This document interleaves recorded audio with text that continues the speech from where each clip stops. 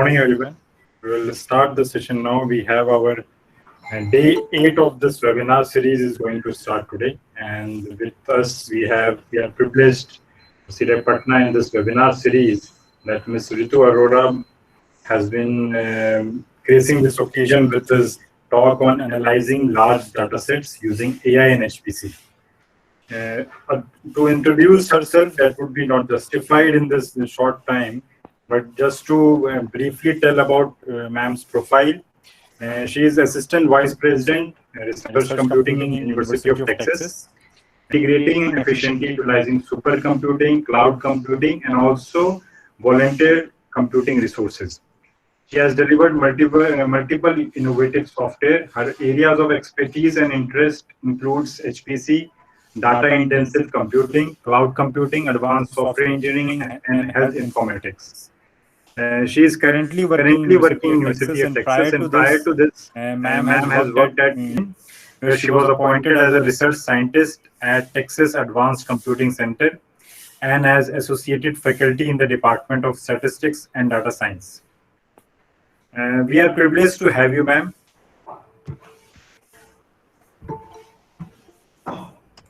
Great. Thank you for the kind introduction and for hosting me today. It's my pleasure to be talking to you all today. And let me do a quick screen share and see if everything works okay. Just give a brief heads up about what all we would be covering today. I would be giving an introduction to what large-scale data sets mean, basically in the context of our research. And then I would go over how we can use high-performance computing and artificial intelligence techniques to make sense of the data sets. And basically, please feel free to stop me at any point in this talk. The more interactive it is, the better it is. And to get a sense of the audience, like where we all stand currently with HPC and AI background, maybe I could do a quick poll. Could you all let me know, like, if you're already familiar with high performance computing, so that probably depending upon the audience interest and background, I'll know how much to cover that one. So maybe like you can type in the chat window if you are already familiar with high performance computing. Again, like for some more of the content, I would want to cover like a couple of case studies of how we are applying high performance computing and AI to solve large scale data management problem or large scale data analytics problem.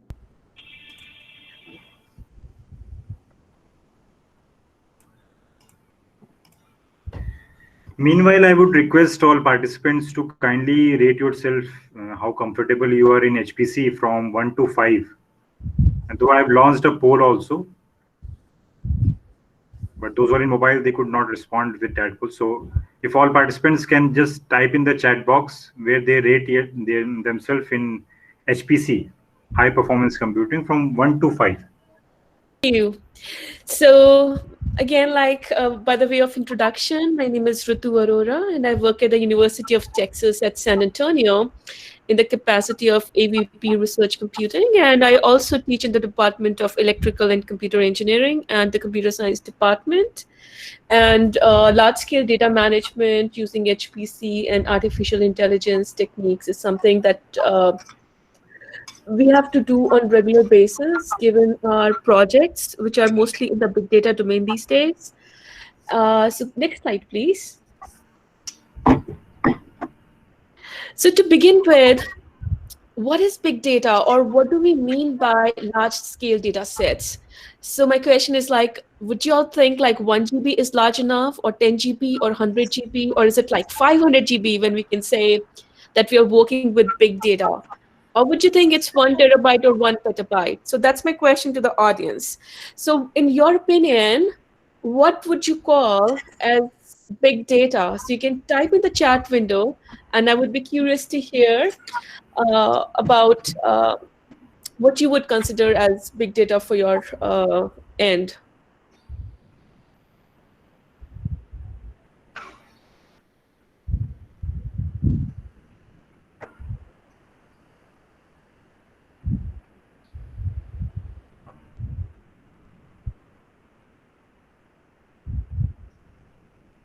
One petabyte, okay. So think about like we are working on a computer that has maybe just let's say 100 GB of storage space on it. Then in that case, would 100 GB be considered or could be considered as big data for that computer or the person working with that data set, you think? So we will come back to this topic in a moment. In the above, in this slide, like what I was wanting to bring your attention to is like we have so many sources of data generation every second, right from like social media platforms to Google search to probably emails, WhatsApp messages to SMS messages that we exchange. I mean, these are all data at the end of the day. So if you think about it, like there are about 500 million tweets sent each day, which means like 6,000 tweets per second as of January 2020 statistics. And there are close to 1,000 photos that are uploaded to Instagram every second. And then, like, Google processes over 3.5 billion searches per day. And if you break these statistics, it means Google processes over 40,000 search queries every second on an average. And then there are like about 350 million photos that are uploaded every day to Facebook. So you can do the calculation that would come to 4,000 photo uploads per second. So if you look at the amount of data that is getting generated every second, we need to think about how do we analyze the data? How do we like store it? How do we like share it with the data scientists who can make sense of that data set? So next slide, please. So big data, in my opinion, is relative. The amount big or what is large in large data set, it's very relative. So for contrast, like think about the photographs on the slide. Now think about the ant lifting this leaf and think about the elephant lifting the trunk of the tree. Now for the ant, maybe this one leaf could be big. And maybe for the elephant, the whole tree is not big enough, right? So we need to think about the context of the problem, like in what context are we solving the problem? And then what are the resources that we have for solving the issue or solving the problem? So all of those go into deciding whether the data set we are working is large enough for our purposes, or large enough for the organization we are working with, or large enough for the project we are working at. So, and then note that like after a particular point, the magnitude stops being the differentiator. Now, Bill Gates is already super rich. If he adds some more millions to his wealth, I would still refer to him as super rich. Now, likewise, if somebody has 70 petabytes of data, if they add 100 more petabytes, 30 more petabytes to it, and to become 100 petabytes, it's still going to be large, or maybe a little more larger. But if you think about like what is it that's large or what is it that's big, in my mind or in my opinion, it's all relative. We have to think in terms of our computational resources and our technologies and tools, and that will determine whether the data we're working on is big data or large data set or not. But technically, like there are also like a few parameters that people take into consideration to gauge whether the data set can be deemed as big data or large data set at all or not. And these are like the three V's, which are very popular now. Velocity at which the data is being collected, which is the first V. The variety in the data set or the heterogeneity. So what are the data types that we are dealing with? So in addition to velocity, variety, the third V is volume. Like how much is the data? So far when we were talking about the sizes, we were focused on the volume, but we did not touch on the variety and the velocity components that would make a big data data. Big data. Okay, there was a message, probably not for me. Okay. So next slide, please. So does anybody recognize what this picture is about?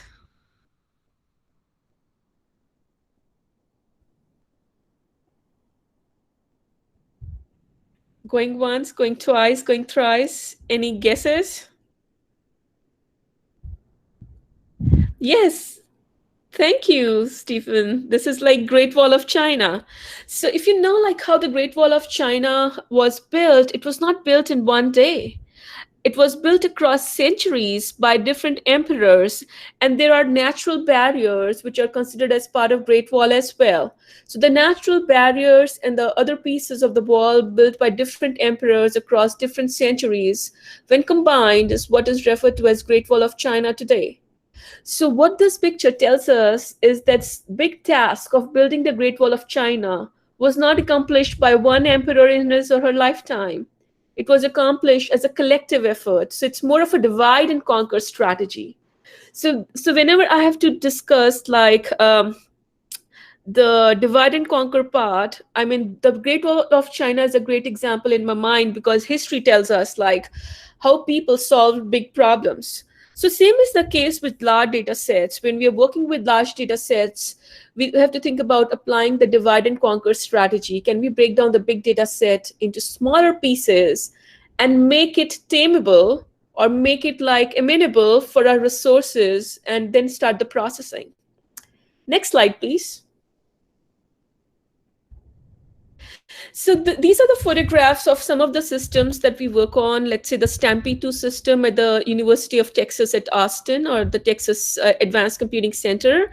So Stampede 2 is 6400 plus node computing system, which is delivering close to 10 petaflops.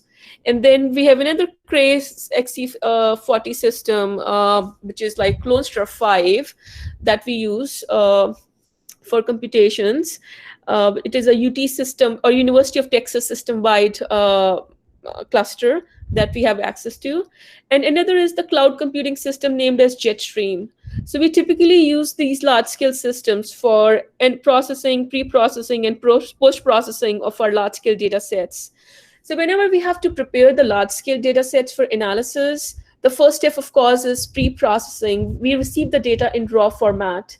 So there are a lot of steps related to data quality control, correction, or calibration of data before we can use it in our algorithms for processing and post-processing. And we utilize both high throughput computing and high performance computing platforms for these purposes. Now let's look into like the differences between high performance computing and high throughput computing. Next slide, please. So high performance computing is the use of aggregated high-end computing resources or supercomputers like Stampede 2 and Lone Star 5 system that I was mentioning earlier. And there's another system that we use routinely for our purposes. It's called Comet at the San Diego Supercomputer Center. So all these HPC systems or high performance computing systems, they enable us to run parallel or concurrent processing algorithms for solving compute-intensive or data-intensive problems. So oftentimes these large-scale data management or data analytics problems are compute-intensive, memory-intensive as well, and also I/O-intensive. And as for all these properties, like to address I/O-intensive, memory-intensive, and compute-intensive nature of the problem, we have to turn to high-performance computing platforms. And then note that these high-performance computing platforms could be multi-core or many-core, and therefore, depending upon the problem we are solving, at times we apply parallel programming to reduce the overall runtime of the application. We apply multi-threading through OpenMP or CUDA for GPU when we're running the application or problem on GPUs. And we apply like regular MPI or MPI plus X model when we are running multi-node format. So that's a brief overview of what we do with high performance computing. Basically, these are large scale computing platforms, and our algorithms are concurrent or parallelized to take advantage of multi-core and many-core processors on these high-performance computing systems. And this photograph on the left-hand side of the slide, it mostly shows how the whole system is set up. We basically connect via SSH, end up on a login node, and we request access to a compute node, and our files live on the file systems like home, work, and scratch at the bottom of the slide that you see, the parallel file systems for data storage. So we transfer our data to one of these file systems, and we request access to a compute node, and there's active I/O that happens between the compute node and the file system to do the job. Now, the reason why I emphasize on the file system here, I want to mention here that typically in a high performance computing platform, the parallel file system, in this case Lustre, is typically known as the weak spot or the Achilles heel. So pretty much like a single user or a single application, if it's doing too frequent IO and we are writing too many small files or reading and writing files very frequently, it can bring down the entire file system and hence the entire HPC platform for the entire community of users who are there on the computing platform. So we have to be very mindful about staging our data into the application. And these are the little nuances of solving large-scale data analytics problem on these HPC platforms. So we have to be very mindful about how do we chunk our data so that we get enough staged at a time, so that into the temp portion of the compute nodes or the temp memory of the compute node, so that we do not go to the file system repeatedly for opening and closing files. So these are some of the optimization strategies that we think about at the time of developing the algorithm. Now, next slide, please. So high performance computing in general, like is used in entertainment, weather forecasting, drug discovery, and data analysis. So if you have seen the movie Frozen, or let's say if you are probably following the news on COVID-19 research, you would know that like there's a global rush to solve COVID-19 issues in terms of drug discovery, or maybe like even if it's in terms of like contact tracing, or if it's like connecting patients to the vaccination centers, or keeping track of like how many patients got cured, how many are in the disease state and such. So there's a lot of computational power and analytics that is happening behind the scenes.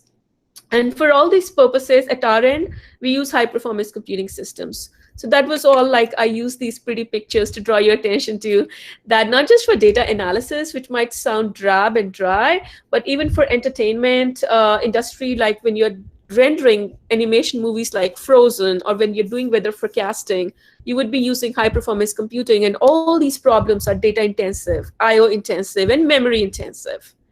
And so analysis, which is the topic of the talk today, is just one aspect of the big problem of big data or handling large scale data sets. The rest of the issues are related to, let's say, once you've done the analysis, what do you do with the analysis, right? So pretty much like all of those things related to collaborative sharing of the data products that we produce. How do we analyze the raw data set and apply algorithms to polish them and prepare them for analytics? All those problems are common across entertainment, weather forecasting, drug discovery, and data analysis. So look at that, like common algorithms, common techniques applicable across wide variety of disciplines. Next slide, please. And that was the introduction to high performance computing, a very like, let's say 60,000 feet overview. Now let's look at what high throughput computing is. So typically when we work on high performance computing and we say like we're doing parallel processing, we're developing multi-threaded or let's say multi-node parallel programs using MPI or OpenMP or CUDA, we are pretty much like re-engineering the existing program or writing something from scratch that can take advantage of parallelism in the underlying architecture. In contrast to this approach of parallel programming, there is high throughput computing, wherein we take the existing versions of serial application.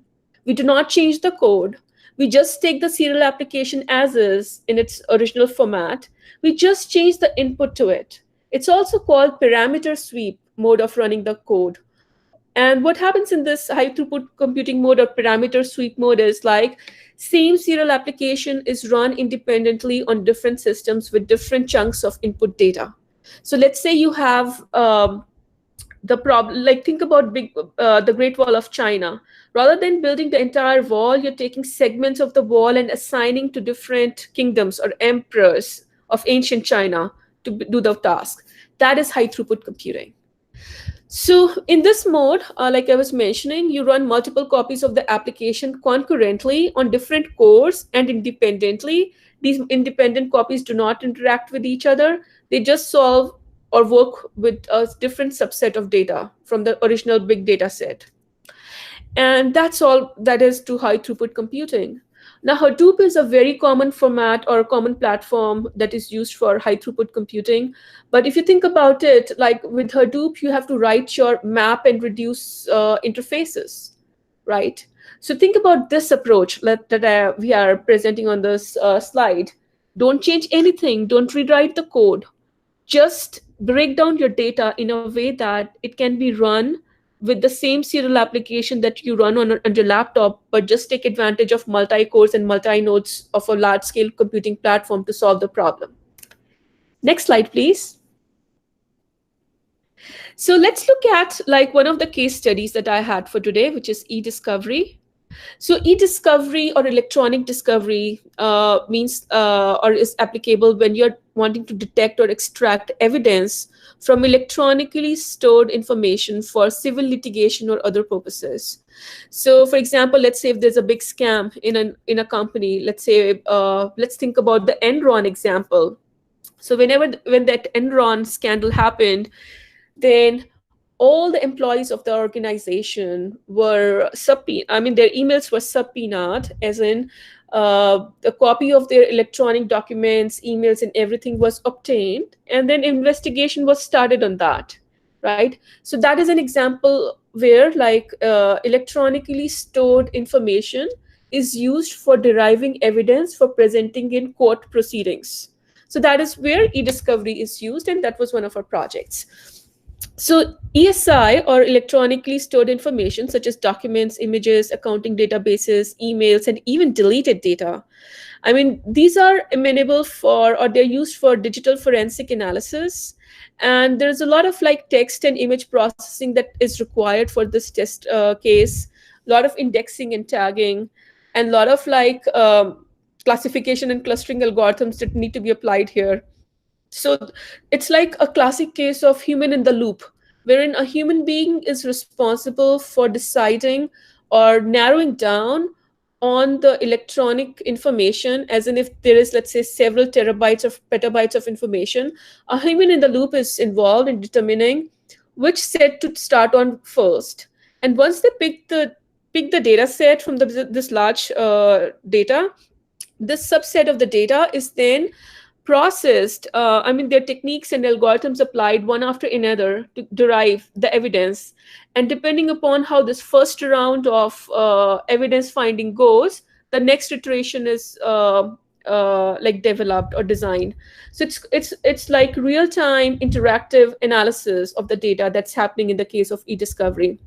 And once the right amount of evidence is procured, or whatever the person is looking for is obtained, then the evidence is converted to PDF or TIFF files, and there's a strict chain of custody that's maintained throughout, for right from the procurement of the data to processing to generating the evidence, so that it's permissible in the legal proceedings.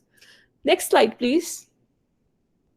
So this slide is just to give you like a high-level overview of the entire process.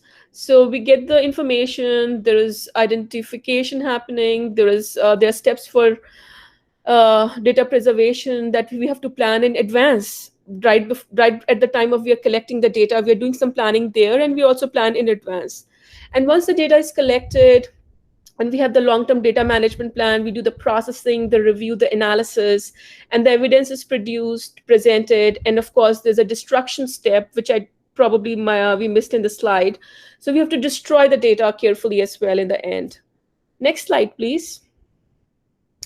So let's think about how is data processed in e-discovery, which would be the most interesting part for this talk. Next slide, please. So pretty much in the processing stage, it's a standard extract, transform, load, or extract, load, transform pipeline that's applied. So depending upon whether you're working with a data lake format, wherein like you have to first get the data in as-is format and then apply structure on top of it for processing, or whether you work in the form of a structured data set, or in the form of, let's say you have a relational database from where you're, let's say, understanding transactions to derive your information. So basically all all this would come under the step of data extraction. And then this data extraction step, pretty much like techniques like OCR or optical character recognition, email analysis, document analysis, etc., are done. And then think about the fact that you could have duplicate copies of the data at the time of data collection. So you have to think about deduplication.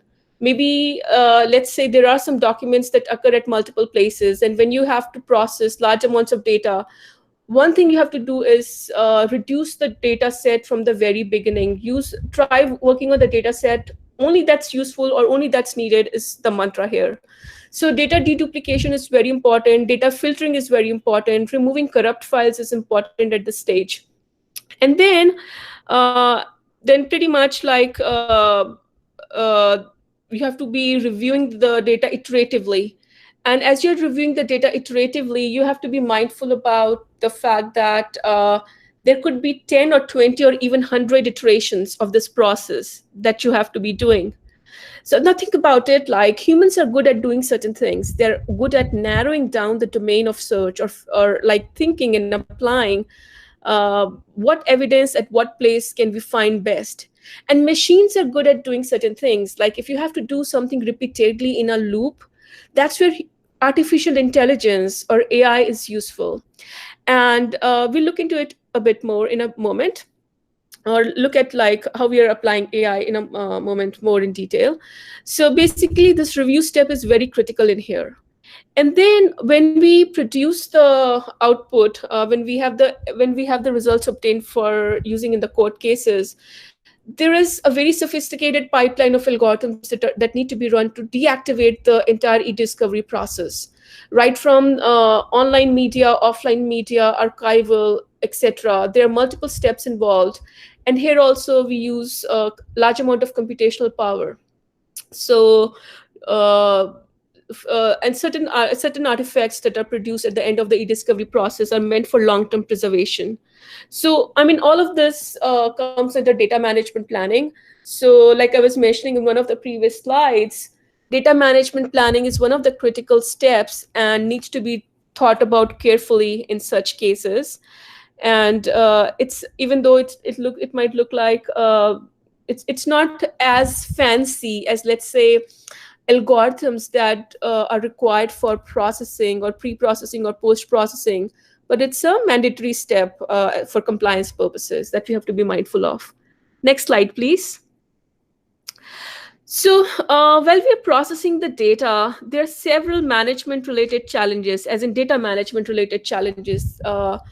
We have to be mindful about unstructured nature of the data, like emails could be considered semi-structured in some situations and unstructured in some, and the heterogeneity in the data sets. I mean, think about the variety of documents. You could have text files, you could have PDF files.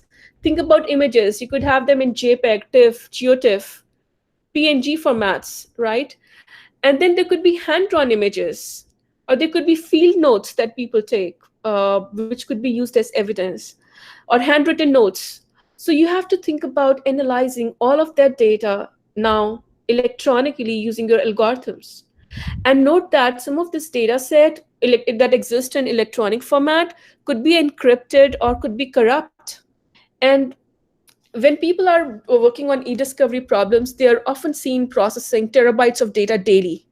And processing stage or post-processing stage also adds to the data, and that leads to explosion of the data. So you already start with, let's say, a few terabytes of data to begin with. During processing and post-processing, you add few more terabytes. So basically your data is not getting reduced, it's getting increased till you go to the destruction stage in the end of the life cycle.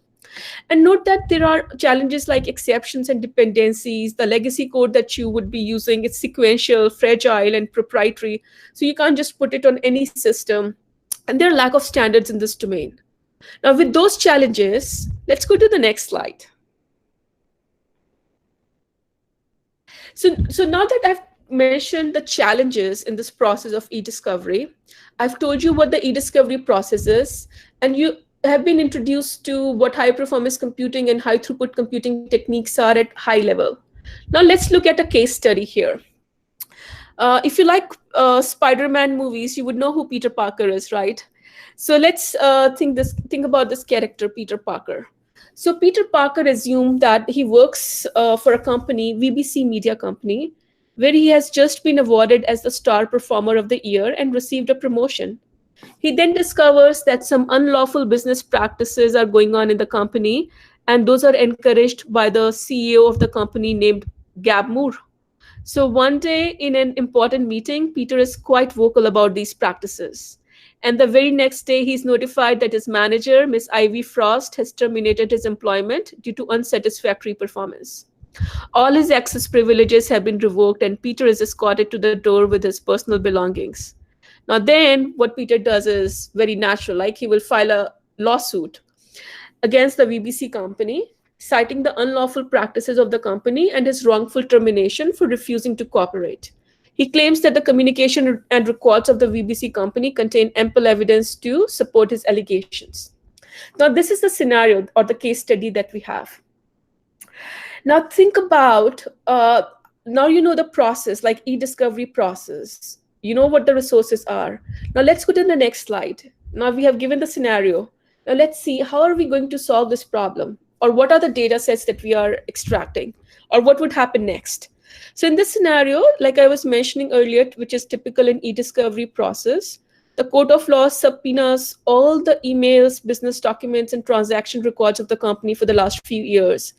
And when you collect all of them, let's say the problem now is we have 16 petabytes of data, and they're handed to a law firm, let's say Fisher Law Firm for EDiscovery.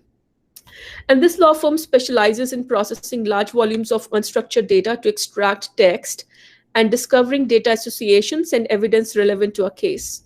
However, in this case, we have only 3 weeks with this company, and their software can process only 4 terabytes of data in a week on their current resources, with another week required for manual review of the results. And then, of course, like there's a lot of shortlisting, indexing, etc. that has to happen. And then based on the basis of the manual review, a second round of processing may be required to produce the final set of evidence for the code.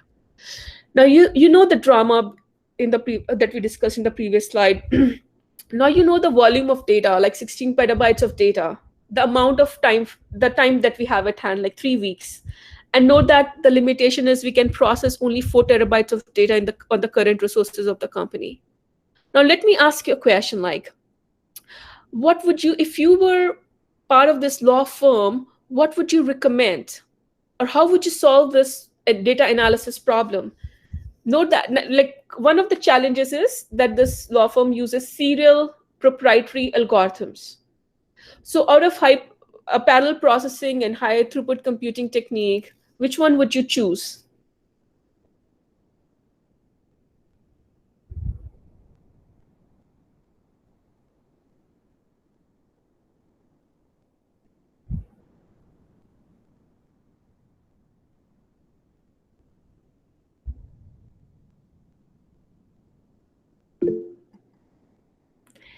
Thank you, Stephen. Run in parallel.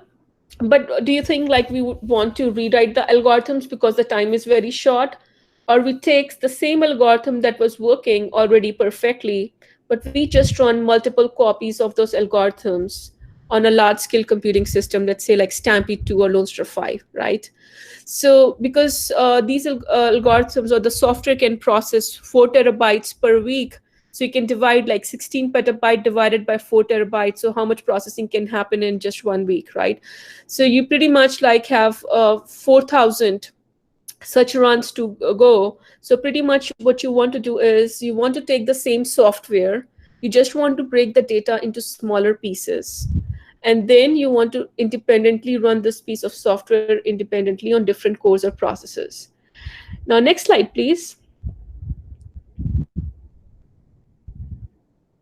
So some of the techniques that can reduce the time to evidence or time to solution in this case are as like follows, like multi-pass approaches. So basically what we have to do first is we have to segment and qualify the data. We have to do early content analysis and apply culling techniques like deduplication and filtering. We have to use information visualization techniques for interactive analysis. We want to set up like parallel and pipeline workflows and IO for making sure that the processing on high-end computing platforms goes smoothly. Then we apply a lot of predictive coding and analytics techniques to learn rules interactively and subsequently for automatic processing. Then, of course, human intelligence is required a lot here as well to yield dramatically superior results. And from artificial intelligence, we use a lot of natural language processing and computer vision techniques in this scenario. So, for image analysis purposes, so typically, like we use, I think it's we use deep neural networks, and ResNet is used for this purpose here. And we use like natural language processing, topic modeling. If you all are familiar with topic modeling techniques, we use like LDA based topic modeling, and all those techniques together help us arrive at the result. And for visualization, we do a lot of like R and Python based visualizations for developing insights from the data sets. Next slide, please. So let me take another example here. So we work with the Institute of Classical Archaeology at the University of Texas at Austin. So these archaeologists work with UNESCO World Heritage Sites in Italy and Ukraine.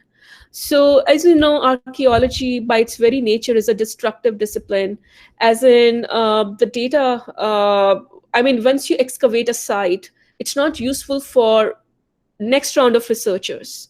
So pretty much the onus is on the people doing the excavations that they preserve the data excavated from that site for long-term usage for the next generation of scholars and researchers in the area.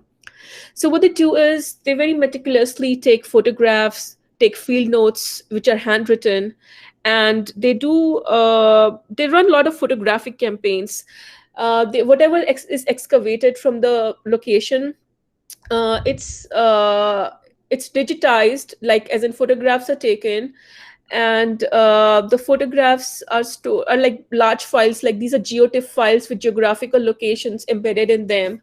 And now each geotiff file could be 2 GB or 3 GB in size, and there are millions of those files. So automatically, and these are in all different formats too, like there are some Coral Draw images which are in a different format, and then geotiff files. And there are TIFF files and JPEGs also involved in here. So it's big data in the form of volume, in form of heterogeneity, and in the form of how messy it is to manage. Next slide, please. So this slide just shows the deep level of nesting that is there for each of the directories in this data set or associated with this Institute of Classical Archaeology. So in order to go to one file, pretty much you have to go to probably 1, 2, 3, 4, 5, 6, 7, 6 or 7 multiple like parent directories to reach to one file or two file that you want in the end. So if a human has to do this, the curation of this data, or to analyze like how each picture was derived or which all picture belongs to which all photographic campaign, it's a very tedious task. I mean, for millions of files like these, it will take probably months to come to a proper state of a collection. So what we did for this group of researchers was we developed an automated pipeline for image processing and classification using OpenCV and image processing and AI algorithms. Next slide, please. So for example, if you look at these images, which are from one of the excavation sites, these are all related. As in, if you look at these images, they could be from different photographic campaigns, but they have similar form. And excuse me. And it's basically the head of a statuette that we are seeing here.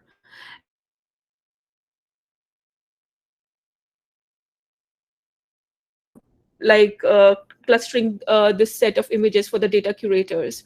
Like I was saying, these are millions of images, and such they're one of the tasks that data curators do is to organize the collection so that its provenance is tracked. Data provenance is when you know the tracks of the data. For example, if you look at the top left corner with the blue background and the head of the statuette in this photograph, maybe this was derived from one of the photographic campaigns from one of the particular sites. And maybe the other image at the bottom right corner, the one in the red background, another head, maybe that was derived from another photographic campaign, but from a different, and also from a different website, or from a different excavation site. But these two photographs have similarity in them. So people who are studying the provenance, like how the articles or the objects originated, how they proliferated, so they would want to study the correlations between the different sites. So it's important to help them classify and cluster images across different collections from different excavation sites. And that's what our AI algorithms help them do. And here, like I was mentioning, it's ResNet 2 that we are using. And we use a labeled set of images from archaeology domain to train the model. It's already trained with ImageNet, ResNet 2. And then we add extra layer of training with the archaeological images. And then we are getting like more than 90% of accurate results with this kind of classification. Next slide, please. So in conclusion, human intelligence for developing and interpreting visual representation of data is very important, along with the computational power for extracting metadata and applying artificial intelligence techniques to get dramatically superior results while managing and analyzing large-scale data sets. With that, we come to an end of the presentation. If there are any questions, I would take them now. Ma'am. And this was a great session, and indeed, which included the starting of how HPC and AI could be converged, then HPC and STC with the appropriate use cases and real-time scenarios which we have worked on. I think the participants would have learned a lot. Now we are open for questions. Participants could unmute and ask themselves, or they can type in the chat box. So Arnab, I see your question. Thank you. How HPC can help in scientific curation of drug discovery and building data pipeline for same? Sure. So we are part of HPC consortium, actually no, COVID-19 Drug Discovery Consortium. I'll paste the link to that. So what we're doing in that is there are applications like Autodoc Vina and other customized version of Autodoc Vina, which are used for docking, which are used for studying the docking of proteins and ligands. So when they're doing drug discovery, they're studying, let's say, a vast number of compounds to see which compounds would be the best fit for the in vitro studies. So, I mean, it's a very expensive, drug discovery is a very expensive process. So by using tools like Autodoc Vina and running multiple copies of them with different compounds, we're able to narrow down which on the compounds which are binding best with the receptor sites of the proteins that we're targeting. So let me actually point you to some more resources. I'll paste the chat. I'll paste the GitHub link, or maybe the Drug Discovery Consortium link that we're part of for this project. I hope they keep updating that though. COVID-19 drug discovery. I'm pasting the link to one of the articles related to how the pharmaceutical companies and the researchers working with us are using HPC platforms. So basically, like I said, like they're studying how the drug will bind, or how a compound in a drug would bind to particular sites on the cells. And the way these bindings happen determine whether a drug is going to be effective on that cell or not. Basically, this is a very high-level overview. Of course, there are a lot more details. So pretty much like what we do was like, I'll paste the link to one of our projects here. It's called Boing.tac. Boing.tac.gtexas.edu is the link to it. So we used voluntary computing resources in addition to high-performance computing resources for running Autodoc Vina jobs. So we procured the list of compounds which could be potential like candidates for COVID-19 drugs, or so this is called Enamine, ENAMINE, Enamine data set. I could be misspelling it, but I think it's Enamine data set. So it has got more than 1 billion compounds. So if you're trying to study or compare the interaction of 1 billion compound with the cell molecules that you're interested in studying, then it's a very expensive and a long process. So here, therefore, computational drug discovery helps in narrowing down on the compounds or molecules that you should study in the cell. Yes, that's Ma'am, right. Protein-to-protein interaction. Ligands and the receptors are both proteins. So in a way, you can say it's protein-to-protein interaction. HPC in genomics, basically, so there is an application, if you are familiar with, it's called BLAST, BLAST, which is an acronym for basic linear alignment. Let me just look that up. I forget the T, like what does T stand for? So yeah, it's a basic local alignment search tool. That's what BLAST stands for. So when you're doing genomics or proteomics or any omics type of studies, um, in those kind of studies, blast or variations of blast are typically used to see how certain sequences of genes align with the other known sequences. So it's a very common study. So basically, if you are familiar with computer programming, you can think of it as a string matching problem. So you have a string of characters that you're wanting to match with other string of characters. So in a computer science lingo, it's like you can think of it as string matching. That's what you're doing. That's what BLAST is about. Of course, the algorithm is sophisticated enough to attach weights and other values on how the alignment is scored, etc., is sophisticated in here. But basically, think of it as string matching. So what they do in in genomics or proteomics, they're finding the matching patterns in known libraries or in known databases of an unknown sequence. So today, let's say you discover a new organism, or let's say there's a new virus you're studying, and you develop its gene sequence. Once you have sequenced it, you will try to study in the PubMed article repository. PubMed is the library of articles from medical science, and then there's a rich collection of genomics and proteomics data there. So pretty much what people do is they do the study of PubMed articles also. They see if there's a matching gene in one of the existing literature.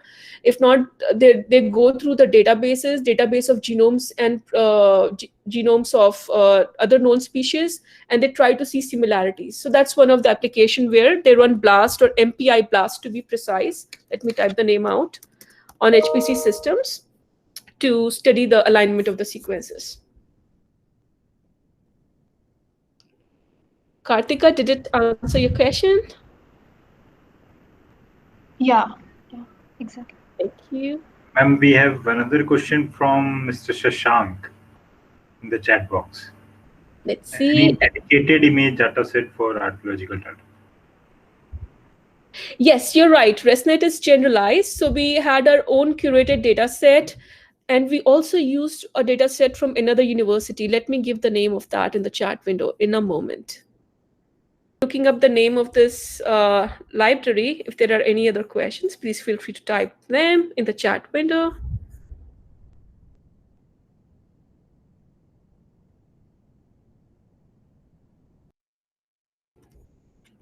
So the dataset is named as Michigan Dataset for training the ResNet 2 with archaeology model, and it's available from the Kelsey Museum of Archaeology at Michigan University. Shashank, yes, it's available for public download, from what I remember. Or we might have a data sharing agreement with them. I'm not sure about that part, but I think it's available for public download. Let me just check on that though. So they've already labeled the images or collections, I think. So I think here's a link to it. You might want to take a look at that. Hopefully it's going to help.